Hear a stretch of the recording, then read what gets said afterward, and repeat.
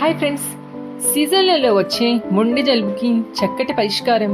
చీటికి వాటికి మెడిసిన్స్ బదులు వాటి చిట్కాలు పాటించడం వల్ల మంచి ఫలితాన్ని పొందవచ్చు.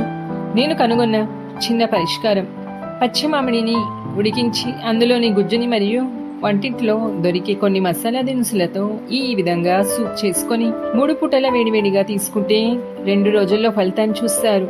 మరియు రోగనిరోధక శక్తి కూడా పెరుగుతుంది. ఫ్రెండ్స్, ఈ రెసిపీని షార్ట్లో తీద్దాం అనుకున్నాను, కానీ పెద్దగా వచ్చింది. సో పార్ట్ 1 పార్ట్ 2లో అందించాను మీకోసం.